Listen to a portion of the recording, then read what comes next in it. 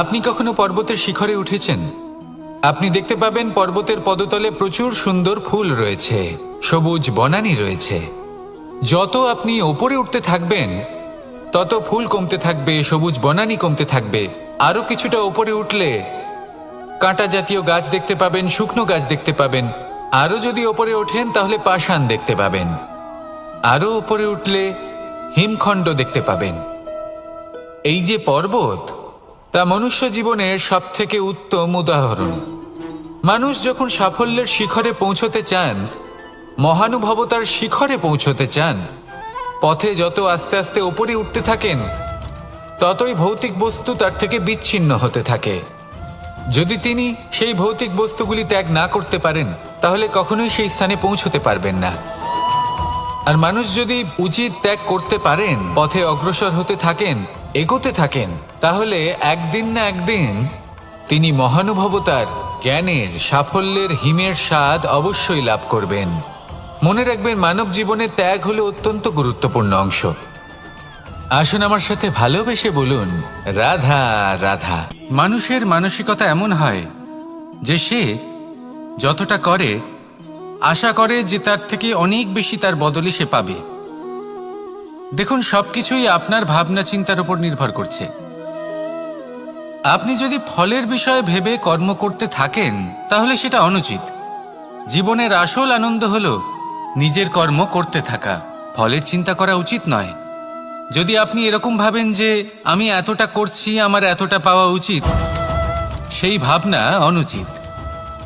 যদি আপনি সেবার মানসিকতা নিয়ে কর্ম করতে থাকেন, কর্মচক্রে প্রবাহিত হন, যদি আপনি এমন ভাবনা রাখেন যে আমি এতটা পাচ্ছি তাই এর থেকে অনেক বেশি আমি কর্ম করব, তাহলে নিশ্চিতরূপে আপনি যতটা করছেন তার থেকে অনেক বেশি আপনি পাবেন।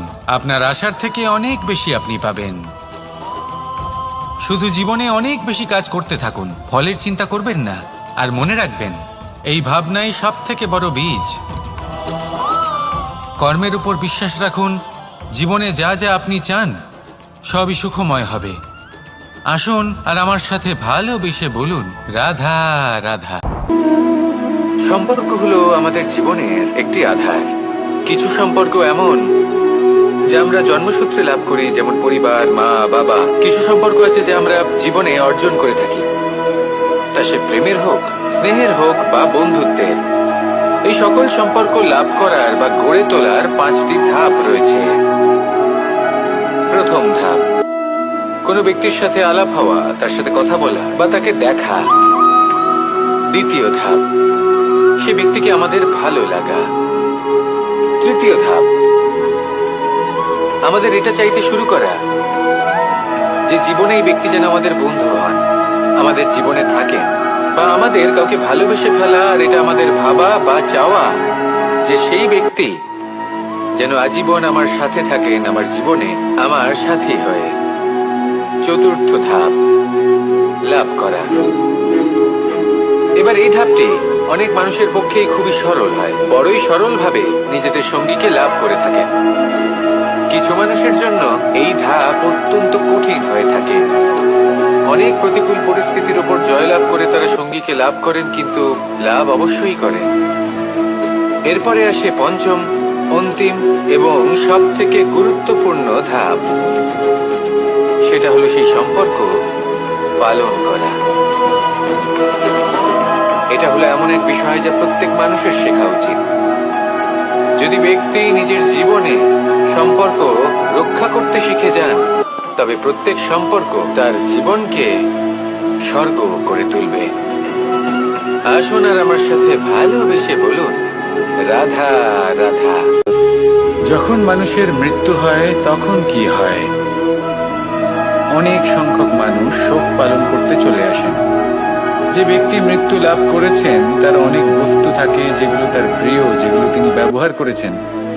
তার শয্যা, তার বস্ত্র, তার আভূষণ সবকিছু তার থেকে বিচ্ছিন্ন করা হয় এবং খালি হাতে তাকে শ্মশানের উদ্দেশ্যে রওনা করা হয়। আমি আপনাকে এই প্রশ্ন করতে চাই, আপনি এই সংসারে কি অর্জন করেছেন?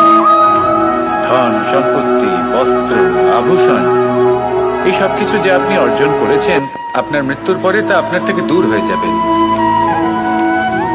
এর উত্তর হলো একটাই, আপনার কর্ম। শুধু সেটাই আছে যা একান্ত আপনার, আর শুধু সেটাই এই সংসার থেকে চলে যাওয়ার পরেও সংসারেই জীবিত থাকবে। যদি আপনি দুষ্কর্ম করেন তাহলে এই সংসার আপনাকে একটি অনুচিত উদাহরণ হিসেবে মনে রাখবে যে এই ব্যক্তি খুব পাপী ছিল, অনুচিত কর্ম করতেন। যে পথে তিনি চলেছেন সেই পথে কারোর চলা উচিত নয়। সেখানেই যদি আপনি সৎকর্ম করেন তাহলে সংসার চিরকাল এটাই বলবে যে খুব ভালো মানুষ ছিলেন, সবাইকে ভালোবাসতেন, সবাইকে সাহায্য করতেন, আমার খুব প্রিয় মানুষ ছিলেন। এটাই হলো শ্রেষ্ঠ কর্ম। সেই জন্য জীবনে শুধুমাত্র ধন সম্পত্তি আভূষণ এই সব অর্জন করতে গিয়ে নিজের মনোনিবেশ করবেন না। শ্রেষ্ঠ কর্ম করুন। সংসার থেকে চলে যাওয়ার পরেও এই কর্মই এই সংসারে আপনাকে জীবিত রাখবে।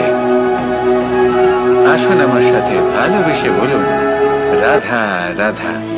সূচের শেষে একটি ছিদ্র থাকে যার দ্বারা আমরা এই সুতো পরাতে পারি, আর তারপর সূচের সাহায্যে এই সুতো দিয়ে বস্ত্র সেলাই করা যায়। কিন্তু যদি সুতোটা সোজা করে ধরা না হয় তাহলে সূচে কখনো এই সুতো পরানোই সম্ভব নয়।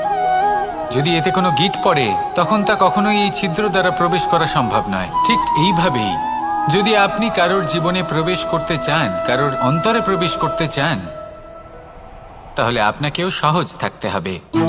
এতে কোনো গিঁট থাকলে চলবে না, অর্থাৎ মনে যাতে কোনো মালিন্য না থাকে, যেন কোনো কুচিন্তা না থাকে। যদি এসব থাকে তাহলে আপনি কখনো কারোর জীবনে প্রবেশ করতে পারবেন না। আর যদি কোনোভাবে আপনি প্রবেশ করেও যান তাহলে তার মনে ঘর করতে পারবেন না। নিজেকে এই সুতোর মতন করে তুলুন, সহজ। মনে যেন কোনো কুচিন্তা না থাকে, সবার প্রতি যেন সদ্ভাবনা থাকে, শুভ চিন্তা থাকে। এমনটা করতে থাকুন। এমন একটা দিন আসবে যেদিন এই সমস্ত সংসারের ব্যক্তির মনে আপনি বাস করবেন, আর তখন এই মন প্রসন্ন হয়ে বলবে, রাধা রাধা। কথায় আছে যে এমন কোনো অক্ষর নেই যার দ্বারা কোনো মন্ত্র হয় না, এমন কোনো বনস্পতি নেই যা নিজেই একটা ঔষধি নয়, পৃথিবীর এমন কোনো ব্যক্তি নেই যার মধ্যে কোনো যোগ্যতা থাকে না। শুধু প্রয়োজন হলো যে ব্যক্তিকে আমরা খুঁজে চলেছি তাকে সঠিকভাবে চিনে নেওয়া। যদি তার যোগ্যতা, তার বিশেষত্ব আমরা বুঝতেই না পারি তাহলে আর লাভ কি রইল? এই সংসারে এমন অনেক ব্যক্তি রয়েছেন যারা ছোট ছোট অসফলতার কারণে আপনাকে এটা বলে দেবে যে আপনি কোনো কাজের নন, আপনি হলেন মূর্খ, আপনি কিছুই করতে পারবেন না। এইসব কথায় কখনোই বিশ্বাস করবেন না, কারণ আপনি এবং প্রত্যেকটি জীব এই পরমাত্মা এবং এই প্রকৃতির সৃষ্টি, যা অত্যন্ত বিশেষ। যদি আপনাকে উদাহরণ দিই তাহলে একদিকে আছে তরোয়াল, একটা বড় লম্বা তরোয়াল যার দ্বারা যুদ্ধ করা যায়, জয়লাভ করা যায়। আর অন্যদিকে রয়েছে একটা ছোট্ট সূচ, কিন্তু যে কাজ একটা ছোট্ট সূচ করতে পারে তা একটা তরোয়াল দ্বারা সম্ভব নয়। এর অর্থ হলো এটাই যে প্রত্যেকটা রচনা অত্যন্ত অমূল্য এবং অত্যন্ত বিশেষ হয়। তাহলে বিশ্বাস রাখুন যে আপনি অত্যন্ত বিশেষ একজন, আর প্রেমের সাথে বলুন, রাধা রাধা। মানুষ তার জীবনে দুই ধরনের পরিস্থিতিকে খুব ভয় পায়। এক, কোনো কারণবশত কারোর সামনে নত হওয়া।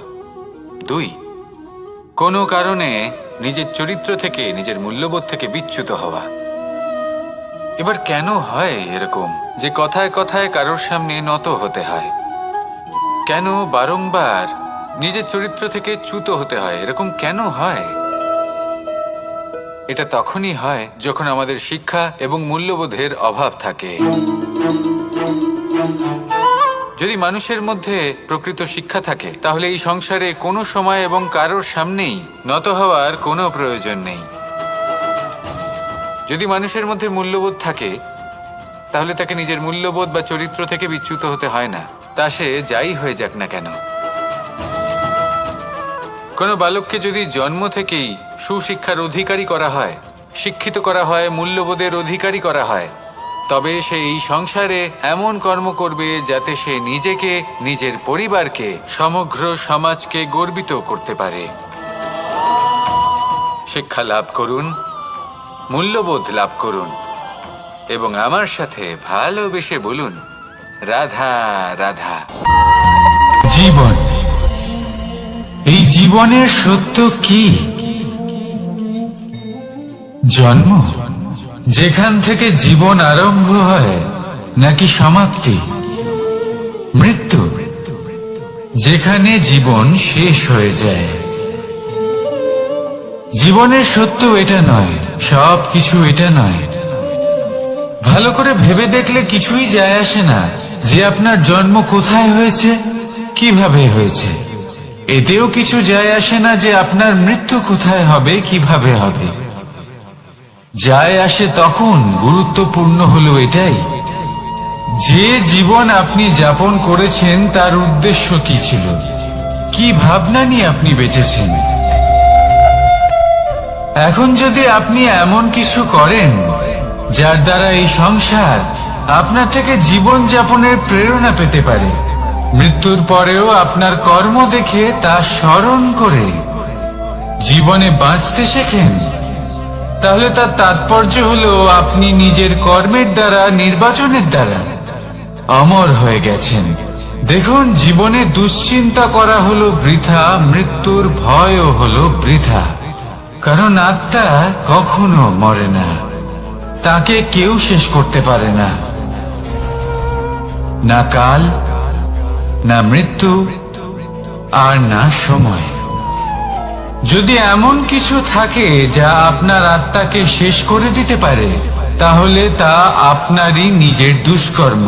তাই এই যে জীবনকাল আপনার কাছে রয়েছে, তাতে শুধু শুভ কর্ম করুন, দুশ্চিন্তা করা ত্যাগ করুন।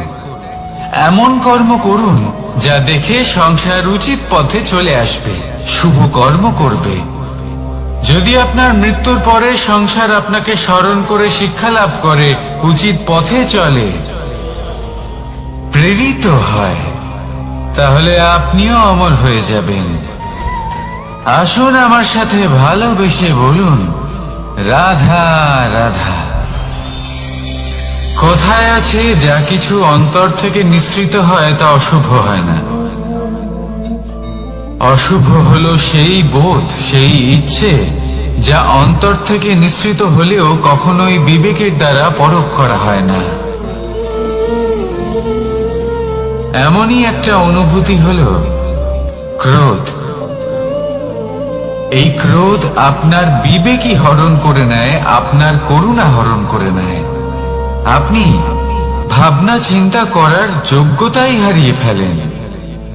এবার যদি আপনি সংসারকে নিয়ন্ত্রণ করতে চান, ভবিষ্যতের ওপর নিয়ন্ত্রণ রাখতে চান, বর্তমানের ওপর নিয়ন্ত্রণ রাখতে চান, তাহলে প্রথমে নিজের ক্রোধের ওপর নিয়ন্ত্রণ করা শিখতে হবে। কারণ এই ক্রোধ আপনার বন্ধু নয়, এ আপনার শক্তি নয়, এ হলো আপনার দুর্বলতা। আর এটা শত্রুর শক্তি বাড়িয়ে তোলে, আর শেষ পর্যন্ত ক্ষতি আপনারই হয়। তাই এই ক্রোধকে নিজের নিয়ন্ত্রণে রাখুন। অশুভ মন্তব্য আপনা থেকেই অসফল হয়ে যাবে। আসুন আমার সাথে ভালোবেসে বলুন, রাধা রাধা।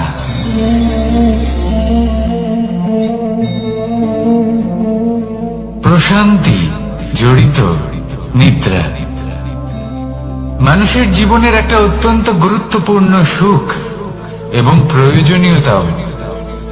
দেখতে গেলে এই সংসারের প্রত্যেক পশু পাখি, প্রত্যেক জীব অবশ্যই নিদ্রা প্রাপ্ত করেন, কিন্তু মানুষ,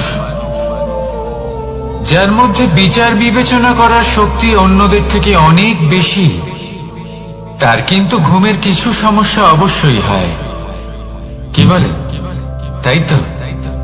এবার এর কারণ কি? চিন্তা। এবার চিন্তা আমাদের সবার জীবনে আছে।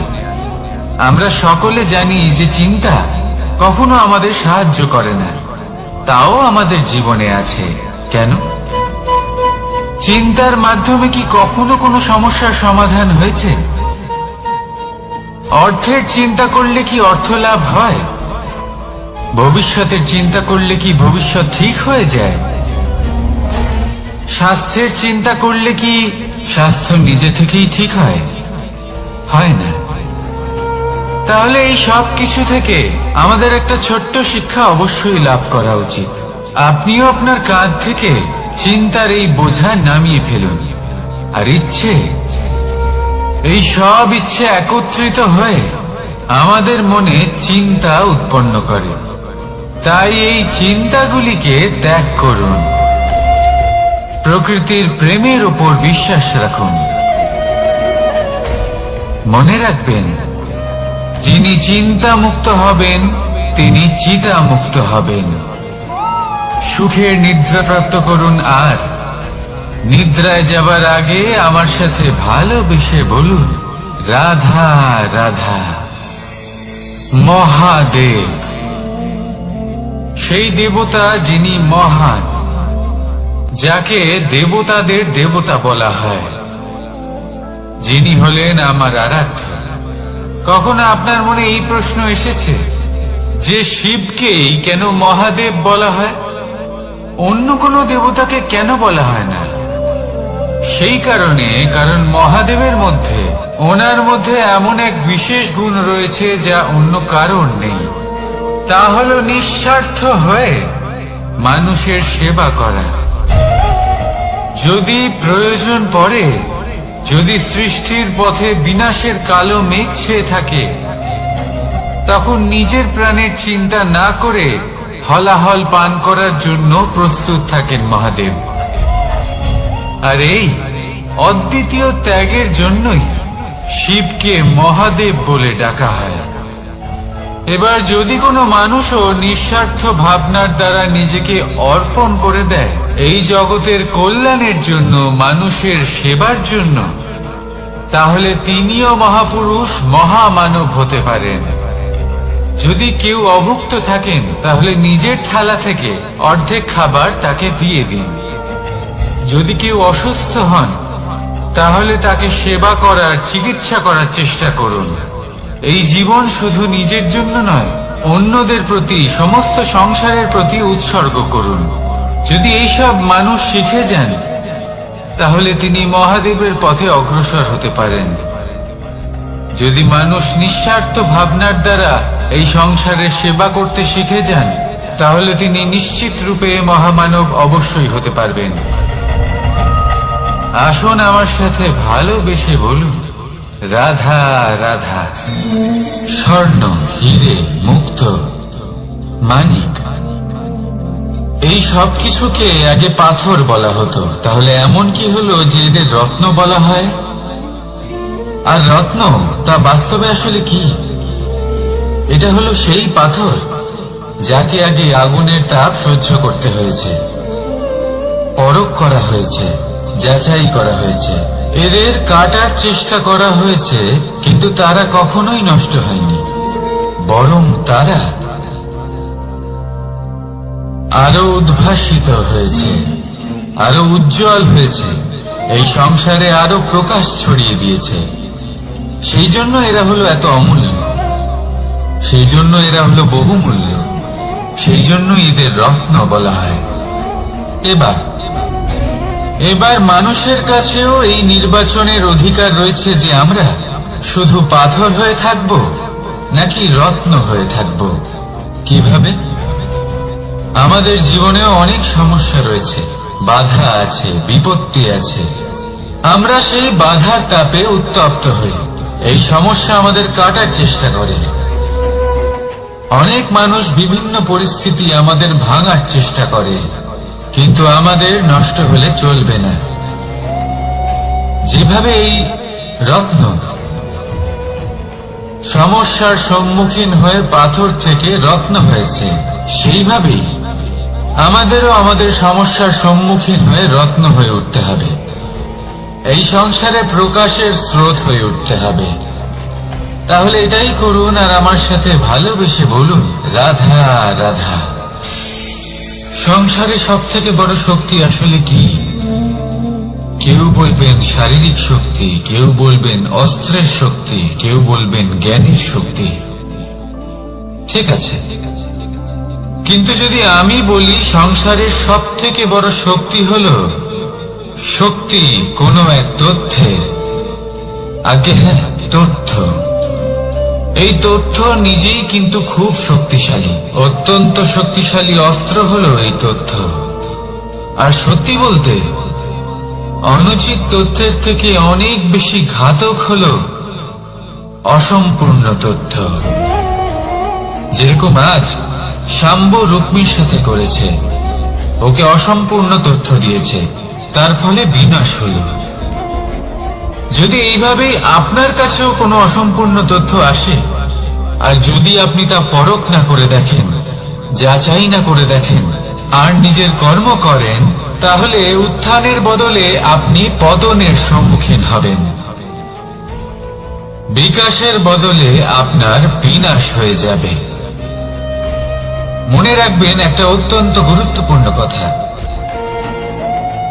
সঠিক তথ্য পাওয়া সঠিক তথ্য দেওয়ার থেকে অনেক বেশি গুরুত্বপূর্ণ। আশা করি এই কথা আপনি বুঝেছেন। জীবনে যখনই কোনো তথ্য আপনি পাবেন, সেই বিষয়ে ভেবে দেখুন, পরখ করে দেখুন, যাচাই করুন, তারপর নিজের কর্ম করুন। আর আমার সাথে ভালোবেসে বলুন, রাধা রাধা। ধর্ম এবং প্রেম, এই দুই হলো একই মুদ্রার দুই পিঠ। যদি এদের মধ্যে কোনোটা নষ্ট হয়ে যায়, তাহলে দ্বিতীয়টাও থাকে না। কখনো ভেবেছেন এমন কেন হয়? তার জন্য আগে আপনাকে বুঝতে হবে যে ধর্ম আসলে কি। ধর্ম সেটাই যা এই সংসারের প্রত্যেক মানুষকে একে অপরের সাথে সুখ এবং শান্তিতে থাকতে প্রেরণা যোগায়। এই প্রেরণার আধার হলো প্রেম। প্রেম সেটাই যে আপনার মধ্যে অন্য কারোর প্রতি করুণাবোধ জাগিয়ে তোলে, সম্মান জাগিয়ে তোলে। এবার যদি প্রেম চলে যায়, তাহলে সবার আগে বিনাশ হবে সম্মান আর করুণাবোধের। এবার যেখানে না প্রেম রয়েছে, না সম্মান রয়েছে, না করুণা রয়েছে, সেখানে ধর্ম কিভাবে বাস করবে? অশুভ ইচ্ছে জাগ্রত হয়ে ওঠে, ক্রোধ জাগ্রত হয়ে ওঠে, অহংকার জাগ্রত হয়ে ওঠে, আর তারপর আরম্ভ হয় অধর্মে। তাই যা যা ভাবনা আপনার অন্তরে প্রবেশ করছে, করতে দিন, কিন্তু যাই হোক না কেন, এই প্রেমকে নিজের থেকে দূরে যেতে দেবেন না। এই প্রেমকে চিরকাল নিজের কাছে রাখুন, নিজের হৃদয়। আর এই প্রেম ভাব নিয়ে বলুন, রাধা রাধা। মানুষের জীবনে উন্নতি লাভ করার জন্য তিনটি স্তম্ভের প্রয়োজন হয়। প্রথম স্তম্ভ শিক্ষা। এই শিক্ষা আমাদের জ্ঞান প্রদান করে। দ্বিতীয় স্তম্ভ ব্যবসা, যার দ্বারা আমরা ধন উপার্জন করি। তৃতীয় স্তম্ভ হলো আমাদের ঈশ্বর, আমাদের ইষ্ট। এনার সাথে যদি আমরা জুড়ে থাকতে পারি, তাহলে এমন একটা মানসিক বল আপনি লাভ করবেন, যেটা এই সংসারে আর কোথাও পাওয়া সম্ভব নয়। কিন্তু মানুষ অনেক সময় জীবনে এই তিনটি স্তম্ভ লাভ করা সত্ত্বেও সামনে অগ্রসর হতে পারেন না। তখনও জীবনে কঠিন পরিস্থিতি আসতেই থাকে। এমনটা ঠিক কেন হয়? কারণ সে জীবনে এই তিনটি স্তম্ভ লাভ করে নেয়, জীবনে প্রয়োগও করে, কিন্তু তার ভিতের কথা সে ভুলেই যায়। যেমন প্রথম স্তম্ভ অর্থাৎ শিক্ষা। এই শিক্ষার আধার হলো শুভ চেতনা। যদি অন্তরে শুভ চেতনা না থাকে, তাহলে এই শিক্ষার কোনো গুরুত্ব থাকে না। দ্বিতীয় স্তম্ভ ব্যবসা। পরিশ্রম করে উপার্জন করতে হবে, এই কথাটা আমরা সবাই জানি এবং সবাই চেষ্টাও করি। কিন্তু ব্যবসা করতে করতে আমরা এটা ভুলে যাই আমাদের ব্যবহার কেমন হয়ে পড়েছে। এই ব্যবহার যদি শুভ হয়, তাহলে আমাদের উপার্জন আস্তে আস্তে একটা স্থির জায়গায় এসে পৌঁছবে। এবং তৃতীয় স্তম্ভ আমাদের ভগবান। যদি ওনার স্মরণে আপনি যেতে চান তাহলে তার পূর্বে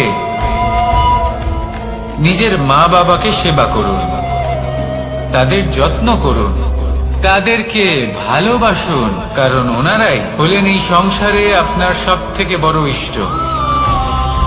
তাহলে 3 স্তম্ভের সাথে সাথে তাদের আধারকেও নিজের জীবনে প্রাধান্য দিন। কোনো সমস্যা আসবে না, জীবনে একের পর এক উন্নতি করবেন এবং এই মন প্রসন্ন হয়ে বলবে রাধা রাধা।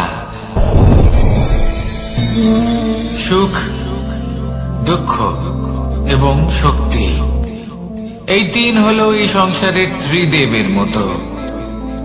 আমাদের জীবনে যা কিছু ঘটছে এই 3টির ভিত্তির উপরেই হচ্ছে।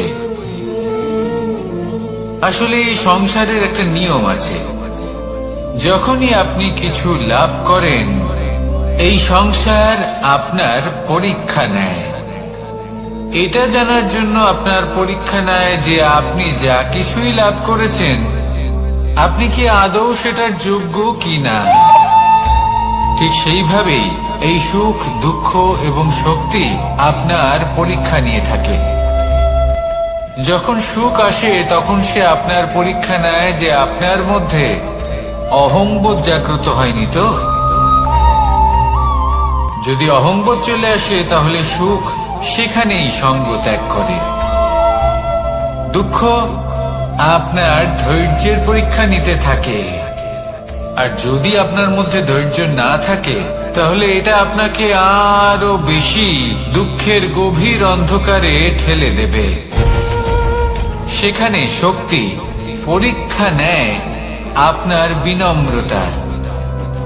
যদি আপনি বিনম্র না হন তাহলে হয় এই শক্তি আপনার সঙ্গ ত্যাগ করবে, নয় এই শক্তি বিনম্রতার অভাবে আপনার পতনের কারণ হতে পারে। এই সংসারে যে কোনো ব্যক্তি যিনি এই পরীক্ষায় উত্তীর্ণ হয়ে থাকেন এই জীবনে তিনি সাফল্য লাভ করেন। আসুন আমার সাথে ভালোবেসে বলুন রাধা রাধা। ভয়ের সাথে আমরা সবাই পরিচিত, কষ্ট আমরা সবাই পেয়েছি। কখনো কখনো আমরা অসুস্থ হয়ে পড়ি, আর এমন সময় হলে মাতার মমতা, কখনো বাবার স্নেহ, কখনো বন্ধুদের পাশে থাকার অনুভূতি আমাদের রোগ নিরাময়ে সাহায্য করে। কখনো যদি আমরা নিরাশ হয়ে পড়ি, তখন যদি আমাদের কোনো আপনজন আমাদের দুটো ভালো কথা বলে তখন আমাদের মনোবল বেড়ে যায়। ঠিক তেমন সংসারের এই রঙ্গমঞ্চে যদি আপনি পীড়িত অনুভব করেন, কিছু শুভ কথা আলোচনা করুন, কিছু স্তুতি গান করুন, কিছু মুহূর্তের জন্য হলেও নিজের ইষ্টদেবের কথা স্মরণ করুন আর প্রার্থনা করুন। সাহস বাড়বে, শক্তিও বৃদ্ধি পাবে এবং সামনে এগিয়ে চলার পথও দেখতে পাবেন। তখন এই মন প্রসন্ন হয়ে বলবে রাধা রাধা। এই সংসারে কখনো কোনো ব্যক্তিকে তার বাইরের পোশাক দেখে বিচার করার চেষ্টা করবেন না, এটা খুব বড় ভুল করবেন। যেমন আমরা জীবনে অনেক সময় এমন করি, ধরুন কোথাও একটা গাছ দেখলাম, খুব বিশাল আকারের একটা গাছ, যেটা মাটির থেকে অনেক উঁচুতে পৌঁছে গেছে, যার বিশাল শাখা আছে। সেগুলো দেখে আমরা ভাবি যে এই গাছে হয়তো কত সুস্বাদু ফল আছে, আমরা সেই গাছের পরিচর্যা করতে থাকি। আবার অন্যদিকে হলো একটি তৃণ, যেটা মাটি থেকে কিছুটা উঁচুতে পৌঁছেছে, কিন্তু সেই তৃণর নিচে, মাটির নিচে অত্যন্ত সুস্বাদু ফল বা সবজি জন্ম নেয়, যা আমাদের স্বাস্থ্যের পক্ষে অত্যন্ত উপকারী। সেই জন্য কখনো আবরণ দেখে কাউকে বিচার করতে চেষ্টা করবেন না। তার বদলে এটা বোঝার চেষ্টা করুন যে আপনার সামনে যে ব্যক্তি আছে বা বস্তু আছে তার বিশেষত্ব কি? যদি এই বিশেষত্ব বোঝার ক্ষমতা আপনি অর্জন করেন, যদি এই শিল্প আপনি নিজের ভেতরে জাগ্রত করেন, তাহলে এই সংসারে বিশেষত্ব কি সেটা আপনি জানতে পারবেন। আর এই সমস্ত খেলা দৃষ্টি থেকে নয়, দৃষ্টিভঙ্গি থেকে জন্ম নেয়। দৃষ্টিভঙ্গি সবসময় শুভ রাখুন আর আমার সাথে ভালোবেসে বলুন, রাধা রাধা। যখন আমরা কোনো বনে প্রবেশ করি, তখন এই সবুজ ঘাস দেখে, এই কোমল ঘাস দেখে আমাদের মন প্রফুল্ল হয়ে ওঠে। ভিন্ন ভিন্ন প্রজাতির ফুল, ভিন্ন ভিন্ন রঙের ফুল দেখে এই মন আনন্দে ভরে ওঠে। এখানে শিশুরা আনন্দ লাভ করে, বড়রা ভোজন গ্রহণ করেন, কথাবার্তা বলেন, হাঁটাহাঁটি করে বেড়ান। এবার ভেবে দেখুন, যখন এই উপবনের নির্মাণ হয়েছিল সেই সময় যদি এই মাটিকে সঠিকভাবে খনন না করা হতো, যদি তাতে সঠিকভাবে বীজ রোপণ না করা হতো, যদি কোনো সংঘর্ষ না হতো, পরিশ্রম না করা হতো, যদি চলতে চলতে পায়ে কাঁটা না বিঁধে যেত, তাহলে এই সুন্দর বন দেখে আমরা কি এই আনন্দ লাভ করতে পারতাম?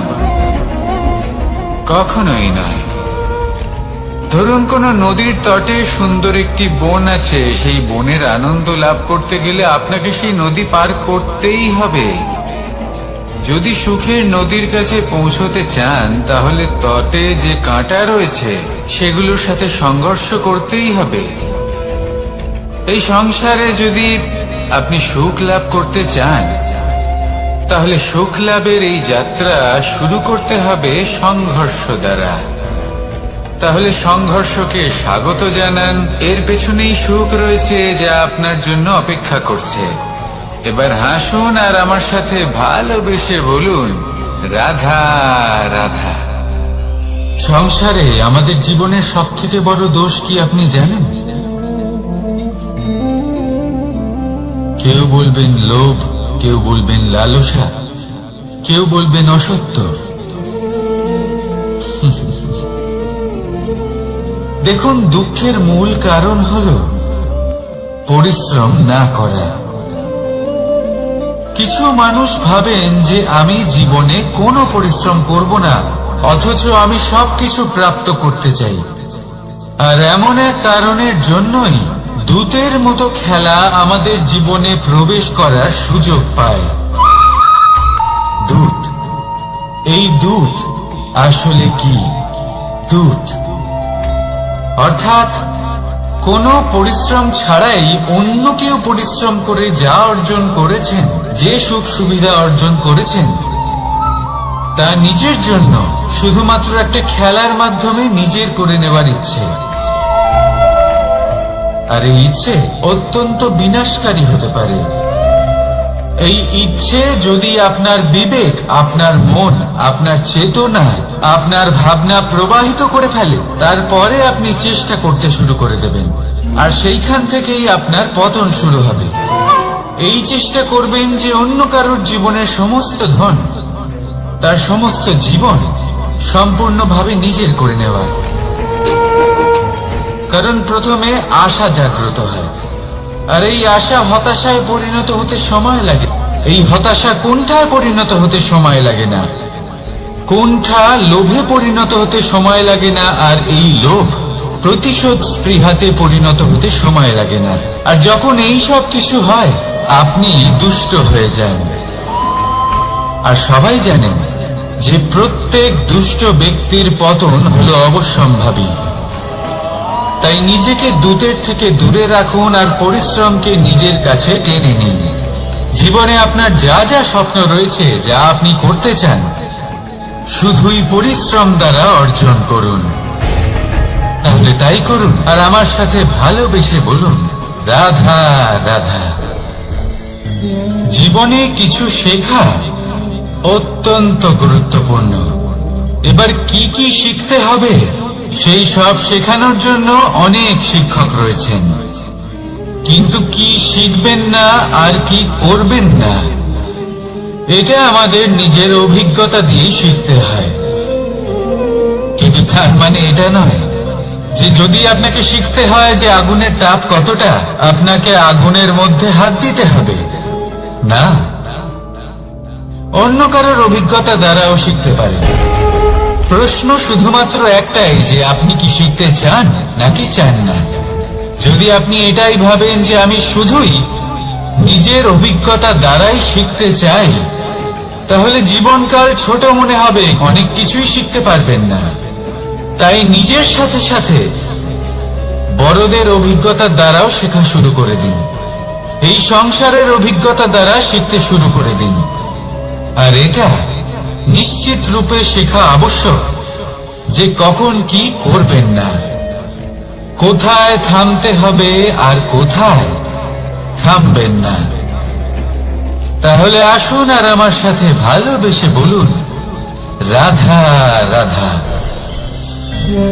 ভোজন। এবার ভোজন সংগ্রহ করার জন্য মানুষ কি না করেন, সব সময় চেষ্টা করতে থাকেন। ফসল উৎপাদনের জন্য অনেক পরিশ্রম করতে থাকেন, কিন্তু অনেক সময় অনেক পরিশ্রম করার পরেও ফসল ভালো উৎপাদন হয় না। এর কারণ কি? কারণ হলো এটাই যে আপনি পরিশ্রম হয়তো অনেক করেছেন, কিন্তু আপনার নজর তো সেই বীজের দিকে ছিলই না যা আপনি রোপণ করেছেন। সেই জন্য সব সময় কোনো বীজ রোপণ করার আগে তাকে পরখ করে দেখুন, তা অত্যন্ত আবশ্যক। আর সেইভাবেই যখনই কোনো কর্মের প্রশ্ন আসে, তাহলে সেখানে শুধুমাত্র পরিশ্রম যথেষ্ট নয়। সেই কাজের প্রতি আপনার কর্তব্য কি, আপনার উদ্দেশ্য কি, সেটা জানা হলো অত্যন্ত গুরুত্বপূর্ণ। তাই কর্ম করুন, কিন্তু সেই কর্মের প্রতি আপনার যা উদ্দেশ্য তার মাহাত্ম্য বুঝতে চেষ্টা করুন। তাহলে আসুন আমার সাথে ভালোবেসে বলুন, রাধা রাধা। আপনার চিন্তা করে এমন ভাবে দান করবেন যাতে সামনের ব্যক্তি স্বাধীন হতে পারে, পরাধীন নয়। আসুন আমার সাথে ভালোবেসে বলুন, রাধা রাধা। করতে শিখুন। পাণ্ডবরা বন থেকে এসেছিলেন। ওনাদের কাছে না কোনো ধন ছিল, না কোনো সম্পদ, না বিদ্যা। নিজের পরিশ্রমের দ্বারা ওনারা বিদ্যা অর্জন করেছিলেন, আর তার দ্বারাই সম্পদ অর্জন করলেন আর ধনও অর্জন করলেন। এই পাণ্ডব ছিলেন অত্যন্ত কুশল এবং শক্তিশালী। যুধিষ্ঠির নিজের পরিশ্রম দ্বারা এমন জ্ঞান অর্জন করেছিলেন যে এই সংসার ওনাকে ধর্মরাজ যুধিষ্ঠির অভিহিত করেছিল। দেখতে গেলে পাণ্ডবদের কাছে সবকিছুই ছিল, কিন্তু যখন বিষয় এলো আরো ধন লাভ করার, তখন যুধিষ্ঠির, যিনি পাণ্ডবদের মধ্যে জ্যেষ্ঠ, তিনি সকল পাণ্ডবদের সাথে দ্রুত ক্রীড়ায় অংশগ্রহণ করে ফেললেন। এর ফলে না শুধু ধনলক্ষ্মী, ধর্মলক্ষ্মী, বিবেক লক্ষ্মী কেউ হারালেন, আর শুধু তাই নয়, নিজের গৃহলক্ষ্মী দ্রৌপদীকেও হারিয়ে ফেললেন। এর কারণ কি? ভুলে গেলেন খুব সহজ একটা কথা, এই সংসারে সম্মান এবং সাফল্য দুটোই পরিশ্রমের দ্বারা লাভ করতে হয়। কিন্তু দ্রুত ক্রীড়ার এই খেলা আমাদের ভাগ্যের উপর নির্ভরশীল। এই সংসারে দুটি পথ রয়েছে। একটা পথ যেখানে কর্ম এবং পরিশ্রমের দ্বারা আপনি নিজের পথ নিজেই রচনা করতে পারবেন, আর দ্বিতীয় পথ হলো যেখানে এই ভাগ্য এক মুহূর্তে আপনাকে শিখরেও পৌঁছে দিতে পারে, আবার ধূলিসাৎ করে দিতে পারে। আপনি কোন পথ বাছবেন সেই চয়ন আপনারই। আসুন আর আমার সাথে ভালোবেসে বলুন, রাধা রাধা। কোন এক সময়ের ঘটনা এটা। মা এবং বাবা হাটে গিয়েছিলেন। তখন আমি আর দাদা গিয়েছিলাম গরু চড়াতে। আমরা বাড়ি ফিরে এলাম, আর মা সেই সময় একটা কাজ করতেন। যখনই হাটে যেতেন দরজা তালা বন্ধ করে যেতেন। উনি খুব ভালো করে জানতেন যে যদি ওনার এই মাখন চোর সঠিক সময় পৌঁছে যায়, তাহলে এক ফোঁটাও মাখন আর অবশিষ্ট থাকবে না। এবার ঘটনা কিছুটা এরকম হলো যে মা আর বাবা মাঝে মাঝে হাটে যেতেন, তাই মাঝে মাঝে এই দরজা তালা বন্ধ করতে হতো। যখন মা আর বাবা ফিরে এলেন তখন বাবা ভুলে গিয়েছিলেন যে এই চাবির গোছা থেকে ঠিক কোন চাবিটা দরজার তালা খোলার জন্য উপযোগী। উনি চেষ্টা করতে শুরু করে দিলেন। একটার পর একটা চাবি দিয়ে উনি চেষ্টা করতে থাকলেন, কিন্তু সেই দরজার তালা তো খুলতেই চাইছিল না। ওনার মাথা থেকে ঘাম পড়তে শুরু করলো। তখন মা বললেন যে তালা ভেঙে দেওয়া যাক। মা চলে গেলেন আর বাবা বললেন, না না দাঁড়াও, আর কিছু চাবি বাকি আছে, এটা হয়তো খুলতে পারবো। মা হাতুড়ি নিয়ে চলে এলেন সেই তালা ভাঙার জন্য, আর তখনই বাবা শেষ চাবিটা প্রয়োগ করলেন আর দরজার তালা খুলে গেল। যদি উনি চেষ্টা না করতেন তাহলে এই তালাটাও ভেঙে যেত আর চাবিটাও নষ্ট হয়ে যেত, ঠিক কিনা? এবার এই ঘটনাটা আমি দেখেছিলাম আর আমার মনে হলো যে কখনো কখনো এই চাবির গোছার মধ্যে থেকে শেষ চাবিটাও কিন্তু জীবনের দরজা খুলে দিতে পারে। সেজন্য আপনি যদি জীবনে সাফল্য লাভ করতে চেষ্টা করেন, নিজের লক্ষ্যে পৌঁছতে চান, তাহলে হার মানবেন না। হয়তো দেখবেন আপনার পরবর্তী প্রচেষ্টা বা এই অন্তিম প্রচেষ্টা আপনাকে সাফল্যের পথে নিয়ে গেল। তাই নিরন্তর প্রচেষ্টা করতে থাকুন, জীবনে সাফল্য লাভ করুন।